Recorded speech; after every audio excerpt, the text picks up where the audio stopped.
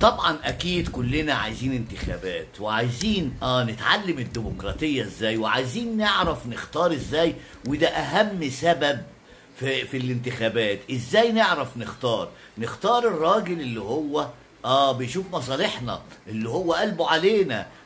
مش نختار اي راجل كده والسلام، ما نعرفوش ولا الحكايه ولا الروايه. لما بنيجي نتكلم عن عزيز مصر مثلا، وناس كتير بتقول عايزاه، وناس كتير بتقول بين البنين، والناس طبعا الاعداء مش عايزاه. فاحنا بنقول ايه مثلا لما نيجي واحد عنده محل كده ما شاء الله مأجره من واحد وبتاع وفلوسه بره والحكايه، يجي واحد من بره كده عليه صاحب المحل يقول له ايه، انت خلاص فضيلي المحل انا عايزه دلوقتي. هو ينفع يديك المحل دلوقتي، ولا يسدد الفلوس اللي عليه الاول ويعمل الحاجات اللي عليه الاول وبعد كده يديك المحل؟ يعني يظبط اموره الاول وبعدين يديك المحل.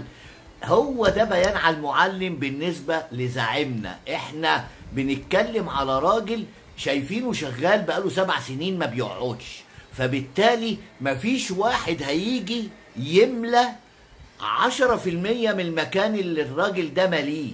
استحالة، مش هنلاقي الكلام ده. ممكن نلاقيه بعد 20 سنة ما تكون الناس اتعلمت واتودكت وبقيت عايزين واحد بيخاف على الوطن، منبعه بيخاف، مؤمن بيخاف على الوطن. انما مش اي حد كده والسلام يلا هو ده ونرقص له 10 بلدي و10 بسرة ونقول هو ده ونعرفه منين، ما احنا ما نعرفوش.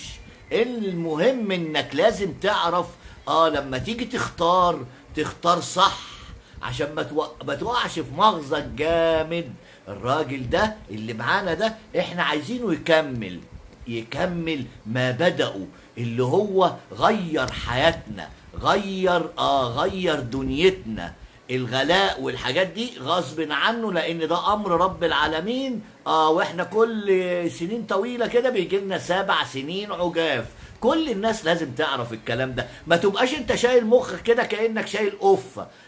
لا، انا عايز مخك ده تشغله عشان تعرف تعيش صح وتختار صح، ونبقى اسمنا المصريين صح. ما نبقاش اسمه السلام. عايزين نرجع امجاد مصر والمصريين. نهاركم جميل.